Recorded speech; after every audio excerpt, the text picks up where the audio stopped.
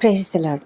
ఈ రాత్రికాలము ప్రార్థన సమయంలో దేవుని యొక్క కృపచేత మనమంతా ఒక చోట చేరి దేవుని వాక్యంని ధ్యానించుకోవడానికి, ప్రార్థించుకోవడానికి దేవుడిచ్చినటువంటి కృపను బట్టి దేవునికి వందనం చెల్లిద్దాం. ఈ రాత్రికాలము అందరూ కూడా క్షేమంగా ఇంటికి చేరి ఉంటారు. అందరూ కుటుంబంతో కలిసి సంతోషంగా మరి ప్రార్థనలు మరి చక్కటి ఆరాధనలు చేసుకొని వాక్యం ధ్యానించుకొని మరి నిద్రకు ఉపక్రమించడానికి సిద్ధంగా ఉంటారు కదా. ఈ సమయంలో దేవుని వాక్యంను ధ్యానించుకోవడం ఒక ధన్యత, అలాగే విజ్ఞాపన ప్రార్థనలు చేయడం కూడా ఒక ధన్యత. ఇలాంటి గొప్ప సమయాన్ని దేవుడు మనకిచ్చాడు. ఈ దినము దేవుడు మనకి ఇచ్చినటువంటి వాక్యము కీర్తనల గ్రంథము 73వ కీర్తన 2వ వచనము. ఇది ఆసాపు రాసిన కీర్తన. ఈ కీర్తనలో 2వ వచనంలో అతడు ఏం చెప్తున్నాడంటే, నా పాదములు జారుటకు కొంచెమే తప్పెను, నా అడుగులు జార సిద్ధమాయెను. ఈ మాటలు విన్నప్పుడు మనకు వెంటనే డౌట్ వస్తుంది. ఎందుకు జారడానికి సిద్ధమయ్యాయి, ఎందుకు జారడానికి తప్పాయి అని. అయితే ఎందుకు అని ఆలోచిస్తే ఆ వెనకాల మనం చదివినట్లయితే 73వ కీర్తన దాదాపు 2వ వచనం నుంచి 15, 16, 17 వచనం వరకు మనము ఆ విషయము మనకు అర్థమవుతుంది. అంటే ఏమని, ఎందుకు అంటే అతడు భక్తిహీనులను చూసినప్పుడు అతడికి చాలా బాధ వేస్తుందంట. వాళ్ళు ఎంత క్షేమంగా ఉన్నారు, ఎంత అద్భుతంగా ఉన్నారు, ఎంత సంతోషంగా ఉన్నారు, ఎంతగా వృద్ధి పొందుతున్నారు, వాళ్ళేమో అంత బాగున్నారు. మరి నేనెందుకు ఇలా ఉన్నాను, నాకెందుకు ఇలాగున్నారు, నన్ను చూసి వారందరూ ఎగతాళి చేస్తున్నారు, మరి బలాత్కారం చేస్తున్నారు, వారంతా గర్వంగా మాట్లాడుతున్నారు, వారి నాలుక భూసంచారం చేయును. అంటే వాళ్ళ మాట తీరు ఎలా ఉంటుందంటే గాసిపింగ్ అన్నమాట. ఎప్పుడు ఇతరుల గురించి, అనేక విషయాలను గురించి భూలోకం అంతటా సంచారం చేస్తుందంట. మరి నేను అలా లేను, అయినా కూడా నాకేం లేదు, నాకెందుకు నేను మరి వృద్ధి లేదు, నేనేం వృద్ధి పొందటం లేదు. వీరేమో ఎల్లప్పుడూ నిశ్చింతగా ఉంటూ ధనవృద్ధి చేసుకుంటూ ఉంటారు. అయితే నా పరిస్థితి ఏంటి, నాకేమి వృద్ధి లేదు, నాకేమి అలాంటి ఇది లేదు, మరి నేనెందుకు ఇలా ఉన్నాను, నా హృదయం నేను ఎంతగానో శుద్ధి చేసుకొని ఉన్నాను కదా, అయినా కూడా వ్యర్థమేనా ఇది, నా హృదయం శుద్ధి చేసుకొని ఉండడం వ్యర్థమేనా, నా చేతులు కడుక్కొని నేను నిర్మలంగా ఉన్నానే, ఇదంతా కూడా వ్యర్థమేనా. అందుకు నాకు దినమంతా కూడా బాధ కలుగుతుంది. ప్రతి ఉదయం కూడా అతనికి శిక్ష వస్తుందంట. అంటే ప్రతిదినం కూడా అదే ఆలోచిస్తున్నాడు, ప్రతిదినం కూడా దాని గురించే అతడు యోచిస్తూ చాలా దిగులు పడుతున్నాడు. నిజమే, మనం ఎప్పుడైనా కూడా ఇతరులను గురించి ఆలోచించి ఇతరుల అభివృద్ధిని చూసి మనము అయ్యో మేము అలా లేమే, అయ్యో వాళ్ళకి ఇంత మంచి ఇల్లు ఉంది మాకు లేదే, అయ్యో మాకు వాళ్ళకు మంచి కారు ఉంది, మంచి వెహికల్స్ ఉన్నాయి మాకు లేవే, ఇలాంటి వాళ్ళ పిల్లలు చక్కగా అభివృద్ధి పొందారు, మా పిల్లలు అభివృద్ధి పొందలేదే, వాళ్ళ పిల్లలు ఎక్కడెక్కడో ఉన్నారు, అమెరికాలోనో ఇంకా ఎక్కడెక్కడో, మా పిల్లలు అలాంటి వీలు మా పిల్లలకు కలగలేదే, వాళ్ళకెంతో మంచి హౌస్ ఉంది మాకు లేదే. ఇలాంటి ఆలోచనలు మనం ఎప్పుడైతే కలిగి ఉంటామో మన హృదయంలో అలాంటి చింతనే ఉంటుంది, బాధ ఉంటుంది, వేదన ఉంటుంది. మనం ఎప్పుడు కూడా ఇతరులతో కంపేర్ చేసుకోవాల్సిన అవసరం లేదు. ఎందుకంటే దేవుడు ప్రతి ఒక్కరిని ప్రేమించి వాళ్ళకి కావలసినది ఇస్తాడు. అయితే మనము దానితో సంతృప్తి కలిగి ఉండడం నేర్చుకోవాలి. పౌలు గారు అంటారు కదా, నేను అన్ని విషయములలో, అన్ని సమయాలలో, అన్ని పరిస్థితులలో కూడా సంతృష్టి కలిగి ఉండడం నేర్చుకున్నాను అని చెప్తాడు. నిజమే, అలాంటి సంతృష్టి కలిగినటువంటి జీవితం మనకున్నప్పుడు మనం దేని గురించి కూడా భయపడము, దేని గురించి కూడా చింతపడము, అసలు ఇతరుల గురించి ఆలోచించాల్సిన అవసరము మనకు లేదు. ఎప్పుడైతే ఈ ఆసాపు తను ఆలోచించాడంట, దీని గురించి నేను తెలుసుకోవాలని ఆలోచించినప్పుడు అతడు ఏం చేశాడంటే దేవుని పరిశుద్ధ స్థలంలోనికి వెళ్ళాడంట. వెళ్ళినప్పుడు ఆ దేవుని సన్నిధిలో కూర్చొని వారి అంతమును గురించి ధ్యానిస్తూ ఉన్నాడంట. ప్రభా, వాళ్ళు ఎందుకు ఇంతగా అభివృద్ధి పొందుతున్నారు, వాళ్ళు ఎందుకు ఇంత సంతోషంగా ఉన్నారు, వారు ఎందుకు ఇట్లా మమ్మల్ని గురించి ఇంత భయంకరంగా మాట్లాడుతున్నారు, గర్వంతో మాట్లాడుతున్నారు, మమ్మల్ని ఎగతాళి చేస్తున్నారు, ఈ పరిస్థితి ఎందుకు అని, వారి అంతం ఎలా ఉంటుంది అని దేవుని దగ్గర ధ్యానిస్తూ ఉన్నాడంట. అప్పుడు వారి సంగతి అతనికి ఆయాసకరంగా అనిపించిందంట.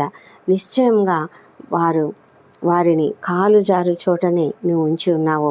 వారు నశించున్నట్లు వారు పడవేయుచున్నావు. క్షణమాత్రంలోనే వారు పాడైపోదురు. మహాభయం చేత వారు కడముట్ట నశించుదురు అని అతనికి అర్థమైంది. అప్పుడు అతనికి నేనెందుకు ఇంతగా వాళ్ళని గురించి ఆలోచించాను, నేనెందుకు మత్సరపడ్డాను. అందుకే అతను అంటున్నాడు, నా కాలు జారుటకు కొంచెమే తప్పాను, నా పాదములు జార సిద్ధమాయనంటే వారి గురించి ఇలా ఆలోచించడం వల్ల నేనే పాడైపోతున్న ఆ పరిస్థితిని నేను తెచ్చుకున్నానే అన్న బాధతో ఆ మాట అతడు రాశాడు. మన జీవితంలో కూడా మనము అలాంటి ఆలోచనలు చేసినప్పుడు మనం కూడా కాలు జారుతున్నామన్నమాట. మనం కూడా జారడానికి సిద్ధంగా ఉన్నామన్నమాట. అవసరం లేదు. ఎందుకంటే మనము భక్తిహీనులను చూసి భయపడవలసిన అవసరం లేదు. వాళ్ళ అభివృద్ధిని చూసి మనం మత్సరపడవలసిన అవసరం లేదు. వాళ్ళ అభివృద్ధిని చూసి మనం తక్కువ అన్న ఫీలింగ్ మనకు రానవసరము లేదు. మనమంతా కూడా మనం చాలా తెలివిగా ఉండాలి, జ్ఞానంతో ఉండాలి. ఎందుకంటే దేవుడు మనతో ఉన్నాడు. ఆయన ఎల్లప్పుడూ మనతో ఉన్నాడు, మనల్ని కాపాడుతూ ఉన్నాడు, మనల్ని నడిపిస్తూ ఉన్నాడు. అయితే మనకు కలిగిన స్థితిని బట్టి, మనకున్నటువంటి పరిస్థితిని బట్టి, మనకున్నటువంటి స్థితిగతులను బట్టి మనము ఎప్పుడు కూడా దిగులు పడకుండా, ఇతరులను చూసి మత్సరపడకుండా, ఇతరులను గురించి ఆలోచించకుండా మనము జాగ్రత్తగా దేవుని సన్నిధిలో గడపడానికి మనం నేర్చుకోవాలి. దేవుని సన్నిధి మనకు సమస్తమైన జ్ఞానం ఇస్తుంది. మనము అలా మత్సరపడకుండా, ఇతరులను గురించి మనము ఆలోచించకుండా మనల్ని కంట్రోల్ చేస్తుంది. అలాంటి గొప్ప స్థితిని మనం కలిగి ఉండాలంటే మనం దేవుని సన్నిధిలో ఉండాలి. ఆసాపు దేవుని సన్నిధికి వెళ్ళాడు. అతడు తన యొక్క పరిస్థితిని మార్చుకోగలిగాడు, తన హృదయ స్థితిని తెలుసుకోగలిగాడు, తను తిరిగి దేవుని కృపను అనుభవించగలిగాడు. అలాంటి కృప దేవుడు మనకు అనుగ్రహించునుగాక. ఈ రాత్రికాలం మనం ప్రార్థనలోనికి వెళ్తుంటుండగా ఎవరైతే ఈ ప్రార్థనలో ఏకీభవిస్తున్నారో వారందరూ కూడా దేవుని సన్నిధిలో మరి మన యొక్క ఆలోచనలు, మనకున్నటువంటి సమస్యలు దేవుని సన్నిధిలో చెప్పుకుంటూ దేవునికి మనము స్తుతి చెల్లిద్దాం. అలాగే దేవుని కృపను వెతుకుదాం. ప్రార్థిద్దామా? పరిశుద్ధుడా, గొప్ప దేవ, నీకు వందనములు, నీకు స్తోత్రములు నాయన. అద్వితీయ దేవుడవు, ఆశ్చర్యకరుడవు మా తండ్రి. మా జీవితాలలో ఎన్నో జరుగుతున్నాయి, ఎన్నో సమస్యలు, ఎన్నో కష్టాలు, ఎన్నో దుఃఖాలు, ఎన్నో బాధలు. అయితే ప్రభా, ప్రతిసారి మీరున్నారు, మాకు తోడుగా ఉన్నారు. ప్రతిసారి మీరు మమ్మల్ని నడిపిస్తున్నారు, మా అమ్మను కాపాడుతూ ఉన్నారు తండ్రి. మా ప్రతి పనిని కూడా జయప్రదంగా జరిగిస్తూ ఉన్నారు. దేవా, నీకు స్తోత్రములు. ఈ దినం తండ్రి జరిగిన ప్రతి కార్యక్రమంలో మీరు మాకు తోడుగా ఉన్నందుకు వందనములు ప్రభా. ఈ ప్రార్థనలోకి వేసిన ప్రతి ఒక్కరు కూడా వారి యొక్క జీవితాలలో, వారి ఉద్యోగ జీవితాలలో ఎంతో చక్కగా జయప్రదంగా తమ పనిని ముగించుకొని ఇంటికి చేరి ఉన్నందుకు వందనములు. అనేక మంది పిల్లలు స్కూళ్ళ నుంచి, కాలేజెస్ నుంచి వచ్చి క్షేమంగా తమ చదువులో మంచి జ్ఞానం పొందుకొని వచ్చి ఉంటున్నందుకు దేవునికి మరి నీకు వందనం చెల్లించుకుంటున్నాం నాయన. మా ప్రభా, మరి నా జీవితంలో, మా కుటుంబంలో ఈ దినము మా బావ యొక్క మరి మెమోరియల్ సర్వీస్ అంటే ఆయన గురించి, ఆయన జీవితాన్ని గురించి మేము ఒక సెలబ్రేషన్ లాగా, సెలబ్రేటింగ్ హిస్ లైఫ్, ఆ విధంగా మేము జరుపుకున్నాము. ఒక ప్రార్థన కూటము జరుపుకున్నాము నాయన. ఎంతో చక్కగా, ఎంతో మరి దేవునికి మహిమకరంగా అందరూ మరి ఆయనను జ్ఞాపకం చేసుకొని అతని యొక్క జీవిత విశేషాలను తలంచుకొని మేమంతా కూడా మరి దేవునికి కృతజ్ఞతలు చెల్లిస్తున్నాము. ఎందుకంటే ఆయన ఈ లోకంలో తన జీవితం, ఆయన యొక్క ప్రణాళిక, ఆయన యొక్క ఉద్దేశము, దేవునికి ఆయన పట్ల కలిగిన ఉద్దేశం సరిపోయింది, అయిపోయింది. ఆయన చిత్తానుసారమే ఆయన ఏర్పాటు చేసినటువంటి ఆ సమయానికే దేవుడు ఆయనను తన దగ్గరికి పిలుచుకున్నాడు. ఆయన ప్రభువులో మరి ఉన్నాడు, ప్రభువుతో ఉన్నాడు. ఇన్ని రోజులు ప్రభువు మనతో ఉన్నాడని ఒక ప్రార్థన మనం ఎల్లప్పుడూ చేసుకునే వాళ్ళం. ఇప్పుడు అతడే వెళ్ళి ప్రభువుతో ఉన్నాడు. ఎంత గొప్ప సంగతి, ఎంత గొప్ప అద్భుతమైన నిరీక్షణ మనకున్నది కదా. మరి అలాంటి గొప్ప నిరీక్షణతో మేమంతా కూడా చక్కటి ప్రార్థనా కూటమును ముగించుకున్నాము. ఎంతో చక్కగా జరిగినందుకు దేవునికి స్తుతులు చెల్లిస్తున్నాము. ఈ దినము ఎంతమంది అయితే తమ తమ ప్రయాణాలలో ఉన్నారో క్షేమంగా వారిని వారి వారి గమ్యస్థానం చేర్చండి. మా తండ్రి దేవా, ఈ సమయంలో తమకున్నటువంటి కష్టంలో నీ సన్నిధిలో చెప్పుకుంటున్న ప్రతి ఒక్కరిని బట్టి నీ సన్నిధిలో మొరపెట్టుకుంటున్నాము. ఆదరించండి, కాపాడండి. నిరుద్యోగులకు ఉద్యోగములు దయచేయండి నాయన. మా ప్రభా, బిజినెస్లో లాస్ వచ్చిందని ఎంతమంది అయితే దుఃఖంలో, వేదనలో, కృంగుదలలో ఉన్నారో వారిని లేవనెత్తండి. వారికి తగిన మార్గం చూపించండి. వారు ఎల్లప్పుడూ కూడా నాయన నీపైన ఆధారపడి నిన్ను చూస్తూ తండ్రి నీతో మరి నీ యొక్క సహాయం కొరకు అడగడానికి సహాయం చేయమని ప్రార్థిస్తున్నాం నాయన. ఈ దినం ఎంతమంది అయితే నూతనంగా చక్కటి ఉద్యోగాలు పొందుకున్నారో వారిని బట్టి నీకు స్తుతులు స్తోత్రం చెల్లిస్తున్నాము. వివాహములు కుదిరినటువంటి వారిని బట్టి నీకు వందనములు. మా తండ్రి, మరి వారి యొక్క ఇండ్లలో శుభకార్యాలు జరుగుతుంటుండగా మీరు వారికి తోడైండమని ప్రార్థిస్తున్నాం నాన్న. మా ప్రభా తండ్రి, మరి సంతానం కొరకు ఎదురు చూస్తూ నేను ప్రార్థిస్తున్న ప్రతి బిడ్డను కూడా దీవించి వారిని దర్శించి వారిలో నీ పునరుత్థాన శక్తిని ప్రవేశపెట్టి చక్కటి సంతానమును వారికి అనుగ్రహించమని ప్రార్థిస్తున్నాం. దేవా ప్రభా, దయగలిగిన దేవుడు తండ్రి, నిత్యము స్తుతినొందదగిన దేవుడు నీకే వందనములు తండ్రి. ఎవరెవరైతే ఆకస్మిక ప్రమాదములకు గురయ్యారో, ఆకస్మికంగా అనారోగ్యానికి గురయ్యారో వారందరినీ కూడా ఎత్తి పట్టుకుంటున్నాం తండ్రి. కృపచేత, నీ కృపచేత ప్రతి ఒక్కరిని స్వస్థపరచము. ప్రతి ఒక్కరికి తగిన ట్రీట్మెంట్ త్వరగా అనుగ్రహించిన ఆయన శీఘ్రంగా వారు బాగుపడి ఇళ్ళకు చేరినట్లుగా సహాయం చేయమని ప్రార్థిస్తున్నాం నాయన. ప్రతి కుటుంబంలో సంతోషము, సమాధానం అనుగ్రహించండి దేవా. మరి ఎలాంటి మనస్పర్ధలు లేని చక్కటి శాంతికరమైనటువంటి కుటుంబ జీవితాన్ని ప్రతి ఒక్కరికి దయచేయండి మా ప్రభా. మరి హాస్పిటల్స్లో అనారోగ్యంతో బాధపడుతున్న ప్రతి ఒక్కరిని లేవనెత్తండి తండ్రి. ప్రభా, వారికి ఉన్న ప్రతి అస్వస్థతను కూడా తొలగించండి. ఏ శ్రమంలో స్వస్థత ప్రతి ఒక్కరికి కలుగునుగాక. సంపూర్ణమైన స్వస్థత పొందుకోవడానికి సహాయం చేయండి. పడకలలో ఉన్నవారు లేవనెత్తబడుదురుగాక, లేచి నడవగలుగుదురుగాక. దేవా ప్రభా, మరి భయంకరమైన వ్యాధులలో ఉన్నటువంటి వాళ్ళను దయచేసి స్వస్థపరచండి ప్రభా. సర్జరీస్ అయి కోలుకుంటున్నటువంటి వారందరూ కూడా త్వరగా చక్కగా కోలుకోవడానికి సహాయం చేయండి. శక్తిని, బలమును వారికి అనుగ్రహించండి దేవా ప్రభా. మరి ఆ కుటుంబ సభ్యులను మీరు ఆదరించండి. వారికి ఉన్న సమస్యలు, వారికి ఉన్నటువంటి ఆర్థిక ఇబ్బందులు అన్నింటినీ కూడా తొలగించమని ప్రార్థిస్తున్నాం. ముఖ్యంగా ఎంతో ఆందోళన ఉంటుంది నాయన. వారికి అందరికీ కావాల్సిన ఆదరణను మీరే అనుగ్రహించమని ప్రార్థిస్తున్నాం తండ్రి. కుటుంబంలో ఆత్మీయులను కోల్పోయి దుఃఖంలో ఉన్న ప్రతి కుటుంబంలో నాయన మీరు ఆదరణను దయచేయండి ప్రభా. అవును, మీరు కన్న తండ్రి వలె ఆదరించే దేవుడు అంటున్నారు తండ్రి. ఆదరించి ప్రతి ఒక్కరికి మన శాంతిని అనుగ్రహించమని, సమాధానం అనుగ్రహించమని ప్రార్థిస్తున్నాం ప్రభా. దేవా తండ్రి, మరి అప్పుల బాధలు, ఆర్థిక ఇబ్బందులు ఉన్న వాళ్ళను దయచేసి లేవనెత్తి వారికి తగిన సహాయం అనుగ్రహించండి.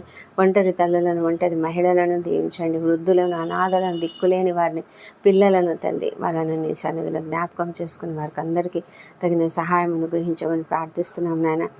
మా ప్రభా తండ్రి, అన్యాయాలకు, అక్రమాలకు గురైనటువంటి వాళ్ళని బట్టి కూడా నిన్ను ప్రార్థిస్తున్నాము. తగిన సహాయం చేయండి మా తండ్రి దేవ. ఈ రాత్రి వేళ డ్యూటీలు చేస్తున్నటువంటి డాక్టర్లను, నర్సులను, ఇతర సిబ్బందిని దీవించి వారికి అందరికీ కావాల్సిన కాపుదలను అనుగ్రహించండి. వారికి కావాల్సిన ఓపికను, సహనం అనుగ్రహించమని ప్రార్థిస్తున్నాం తండ్రి.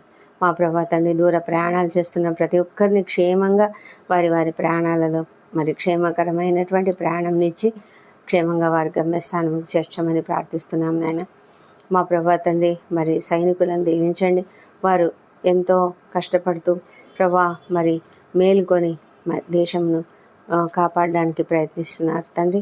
వారికి మీరు తోడుగా ఉండమని, వారికి కూడా మీ కాపుదల అనుగ్రహించమని, వారి కుటుంబాలను మీరు ఆదరించమని ప్రార్థిస్తున్నాం నాయన.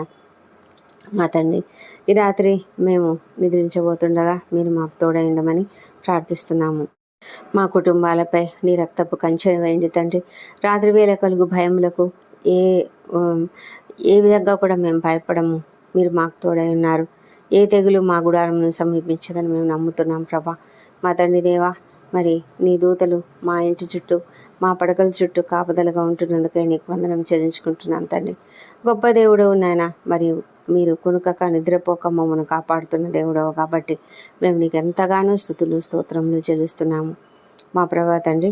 మరి రాత్రి వేళ మేము నిద్రిస్తున్నప్పుడు ఎలాంటి అపాయములు, ఆపదలు, అనారోగ్యములు ఆకస్మికంగా ఏవి కూడా కలగకుండా కాపాడమని వేడుకుంటున్నాము. మా తండ్రి, మా యొక్క నిద్రను మీ సన్నిధిలో తండ్రి సుఖమైన నిద్రను మాకు అనుగ్రహించండి. మా ప్రభా, దుష్ట స్వప్నాలు, దొంగ భయాలు, ఎలాంటి విషపురుగు కాట్ల వల్ల భయం లేకుండా కాపాడమని కూడా వేడుకుంటున్నాము. తండ్రి, మరి మా శరీరములను, ప్రాణములను, ఆత్మలను నీ చేతులకు అప్పగించుకుంటున్నాము. రేపటి దినాన మేము చేయవలసిన ప్రతి కార్యక్రమాన్ని కూడా నీ చేతులకు అప్పగిస్తున్నాము. మా ప్రణాళికలన్నీ నీ చేతులలో పెడుతున్నాము నాయన. సమస్తమును మీరు సిద్ధపరచండి. రేపటి దినాన మేము అవన్నీ కూడా సక్సెస్ఫుల్గా చేయడానికి సహాయం చేయండి. తండ్రి, ఎవరెవరైతే నిద్రలేమితో బాధపడుతున్నారో వారిని అందరినీ మీరు ఆశీర్వదించి తండ్రి వారికి మంచి నిద్రను అనుగ్రహించండి. తండ్రి, ప్రతి ఒక్కరు కూడా నీ యొక్క వాక్యంను ధ్యానించుకొని నిద్రించుటకు సహాయం చేయమని, మంచి నిద్రను పొందుకోవడానికి సహాయం చేయమని ప్రార్థిస్తున్నాం. తండ్రి, రాత్రంతా మాకు మంచి నిద్రను, మాకు మంచి రెస్ట్ను అనుగ్రహించి ఉదయకాలంలో మేము సజీవంగా, ఆరోగ్యంగా లేచి నిన్ను స్తుతించి ఆ తర్వాత మా పనులకు మేము వెళ్ళడానికి కృప దయచేయమని మా ప్రభువును, మా ప్రియ రక్షకుడునైన యేసుక్రీస్తు అత్యంత శక్తిగల ఉన్నతమైన నామంలో అడిగి పొంది ఉన్నామని నమ్ముతూ నీకు స్తోత్రం చెల్లిస్తున్నాం తండ్రి. Amen, amen.